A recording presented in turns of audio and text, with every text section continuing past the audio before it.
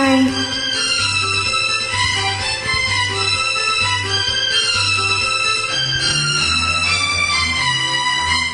ஒரு காதல் கடிதம் விழி போடும், உனை காணும் சபலம் வரக்கூடும்.